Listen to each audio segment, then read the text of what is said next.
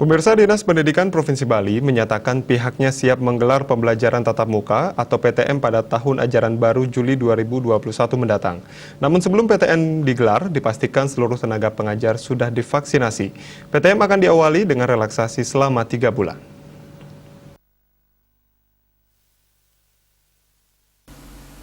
Kepala Dinas Pendidikan Kepemudaan dan Olahraga Distikpora Provinsi Bali, Boy Jaya Wibawa menyampaikan, rencana pelaksanaan PTM diawali dengan pemberian vaksin kepada seluruh warga sekolah, mulai dari kepala sekolah, guru sampai tenaga penjaga sekolah harus divaksin untuk menciptakan kekebalan komunitas.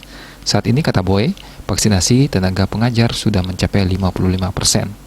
Boy mengatakan total tenaga sekolah tercatat 16.110 orang dari jenjang SMA, SMK, dan SLB, baik negeri maupun swasta, di 9 kabupaten kota di Bali. Dari jumlah itu, saat ini sudah divaksin sebanyak 55%. Karena ada libur jeda galungan, maka setelah hari raya, sisa 45% akan dikejar. Pihaknya menargetkan seluruhnya rampung akhir April. Bulan Mei ditargetkan vaksinasi dosis kedua. Setelah semua divaksin, baru siap-siap masuk relaksasi pertemuan tatap muka. Pada tahun ajaran baru Juli 2021, pihaknya berharap PTM bisa dilaksanakan, namun saat dibukanya PTM akan ada masa relaksasi kurang lebih 3 bulan. Saat masa relaksasi ini akan diatur jumlah siswa sebanyak 50% atau dalam satu kelas maksimal 18 siswa. Kemudian juga diatur ada shift dengan tetap menerapkan prokes yang ketat. Yudi Karnaidi, Bali Pos melaporkan.